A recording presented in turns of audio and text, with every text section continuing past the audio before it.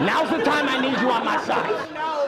No, that was the most racist joke ever. No, I got like 4 more in the chamber.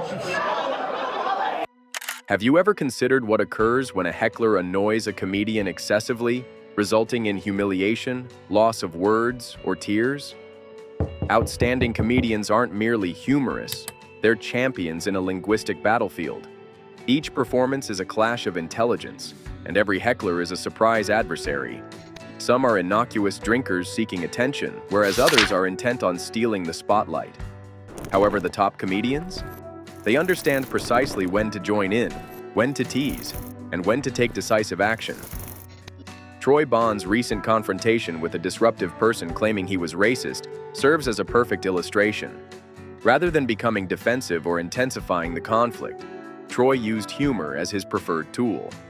He not only silenced the heckler, but also transformed the accusation into a joke that won over the whole audience. I'm so horny for no reason right now. Don't bully me, I'll come, bitch! Picture the scene: a boisterous audience member interjects, throwing a grave allegation during Troy's performance. The tension in the space heightens. However, Troy remains unfazed. Instead, he halts, smirks, and retorts with a witty comeback that swiftly undermines the heckler's point. The crowd bursts into laughter, not because of Troy, but due to the complete absurdity of the heckler's assertion. With every moment that goes by, Troy reasserts his control, guiding the performance back into his grasp while showing he won't be shaken. This was not by chance. This exemplified a genuine professional, a comedian who knows that a perfectly timed joke can hold more influence than any hostile reply. It wasn't solely about silencing the heckler, it was about maintaining the room's energy, making sure the audience stayed involved and amused. Was Troy's reaction purely instinctual, or was it a consequence of years spent managing unruly crowds? More importantly, why do hecklers persist in the error of believing they can triumph over someone who is paid to be the most intelligent person present? Occasionally, hecklers believe they can outwit the comedian, only to end up completely humiliated.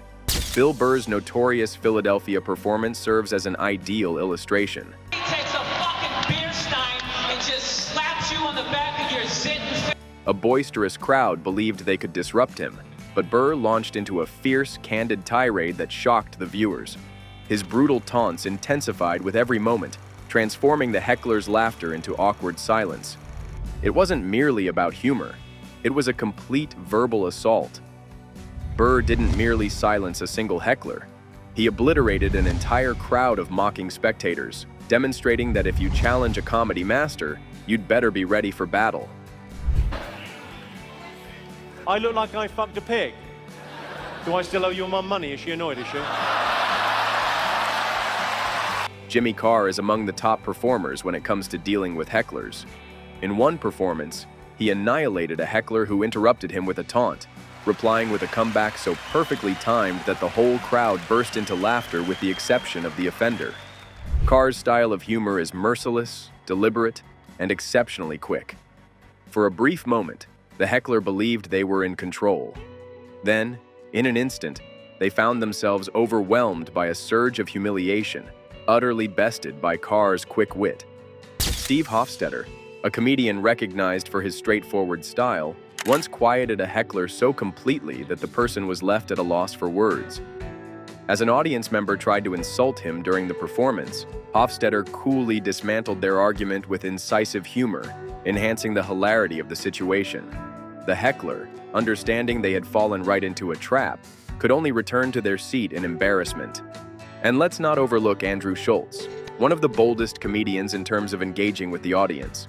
Schulz flourishes in chaos, and when a heckler attempted to confront him, he didn't merely reply, he analyzed them. His talent for improvisation and transforming a random disruption into a comedy showcase left the heckler entirely floored. What grants comedians such as Burr, Carr, and Schulz the boldness to fully commit? Is it simply experience or something far more profound? Not every removal is humorous. Certain hecklers enter a scenario they aren't ready for, only to discover too late that they've erred. Joe Rogan's heated clash with a heckler who persistently disrupted his performance is a perfect illustration. Rather than merely cracking jokes, Rogan delved deeply, scrutinizing the heckler on the spot, revealing vulnerabilities, and dismantling his mentality until the crowd turned against him. The heckler, clearly disturbed, finally left. What makes this moment so powerful? Rogan didn't merely toss out a fleeting insult and proceed. He analyzed the heckler's actions, pointing out each flaw in their reasoning and demeanor. With every answer, Rogan uncovered another facet, transforming what appeared to be a typical heckle into a psychological analysis. The more the heckler attempted to retaliate, the more the audience rallied against them, emphasizing a tough reality. In a verbal contest, the comedian consistently holds the advantage. This is not a singular occurrence. Comedians such as Dave Chappelle excel at this strategy, letting hecklers create their own downfall before delivering the final hit. In a memorable instance, a heckler attempted to confront Chappelle during his performance, but he converted the moment into an extensive therapy session. The heckler, understanding they were outmatched, had to sit down and endure the verbal assault as the audience burst into laughter. The strength of occasions such as these resides in their surprise. In one instant, it's entirely humor and joy. Next, a heckler teeters on the brink of a breakdown, utterly overcome by the comedian's unyielding humor. The spectators aren't merely viewing a show, they're observing a struggle of confidence, dominance, and mental tactics. Did Rogan go too far, or was he merely safeguarding his work? More importantly, do hecklers ever fully grasp the danger they face when they speak up? Not all heckler shutdowns are brutal. Certain comedians employ charm and wit to reverse situations without aggression. When executed properly, this method can be just as, if not more, impactful than a sharp roast. Consider Sammy Obeid's famous exchange with a heckler. Rather than reacting angrily, he embraced the situation with deliberate politeness, employing a serene, steady tone that rendered the heckler's behavior juvenile by contrast. The more the heckler attempted to take charge, the more the audience supported Obeid, chuckling at his each comment. What's his secret? He allowed the heckler's own remarks to backfire, skillfully manipulating their statements until they turned into the joke's punchline.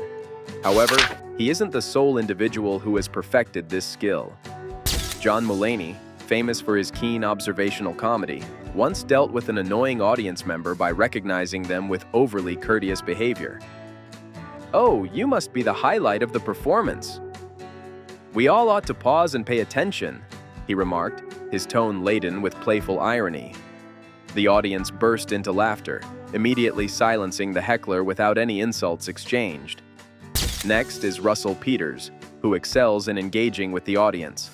Rather than humiliating hecklers directly, he interacts with them in a manner that transforms their interruptions into a collective jest. By incorporating hecklers into the performance instead of viewing them as opponents, he alleviates tension while retaining complete authority over the stage. And let's not overlook Hassan Minhaj, who skillfully combines humor with social insight.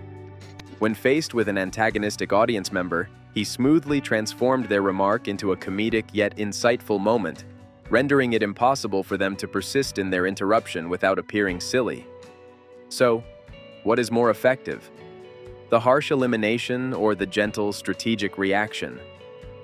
Do hecklers hold a comedian in higher regard when they take a strong approach, or when they surpass them with pure cleverness and grace? What motivates a person to interrupt a comedian?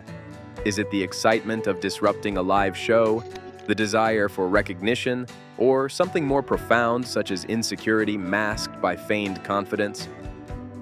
Numerous comedians think that hecklers can be classified into different types. Some, such as Andrew Schultz, have noted that hecklers participate because they desire to be involved in the performance. They confuse a stand-up comedy performance with a dialogue, thinking their voice merits the same level of attention as the individual holding the microphone. Some heckle due to misplaced assurance, believing they can defeat a professional comedian in a contest of wit until they come to understand they've dramatically undervalued their adversary. Next, there are the hecklers who disturb just because they are intoxicated. Patrice O'Neal excelled at revealing these individuals, frequently allowing them to create their own downfall before delivering a stunning punchline. His method focused more on psychological analysis than on anger, transforming the heckler into the punchline instead of being the cause of the disturbance. But what about the hecklers, who are not merely looking for attention? Certain individuals interrupt shows as they truly fail to grasp the essence of stand-up comedy. They misconstrue a comedian's humor as personal insults or contentious subjects as an opportunity for discussion. This misunderstanding frequently results in both catastrophic and amusing outcomes. And then, naturally, there are the genuinely spiteful hecklers, those who heckle from bitterness, envy, or simply outright negativity. These are the individuals comedians frequently have to silence with acute accuracy, making sure they don't disrupt the performance for the rest of the audience. Regardless of the motive, one fact stands: hecklers seldom emerge triumphant. Regardless of being overlooked, mocked, or utterly demolished, they frequently find themselves regretting their choice to voice their opinion. However, the genuine question is whether they ever grasp their lesson. Comedy involves not only eliciting laughter from the audience, but also earning respect while performing on stage. A comedy performance is a battleground where timing, humor, and self-assurance determine who emerges triumphant. Hecklers aiming for attention or attempting to eclipse the performer frequently misjudge the keen intellects they confront. And when they go too far, they not only fail in the fight, but also become the punchline. Outstanding comedians are not merely performers. They are experts in verbal judo, transforming disruptions into instances of brilliance. Through harsh takedowns, sharp humor, or composed deconstruction, they show us why stand-up is an artistic expression rooted in mastery. Every heckler who chooses to interrupt departs with a lesson, occasionally in laughter, other times in embarrassment, but invariably with a fresh comprehension of why the mic is the comedian's. The inquiry persists: will hecklers ever change, or will comedy continually find fresh targets? Should comedians restrain themselves, or do hecklers merit whatever comes their way? Express your opinion in the comments.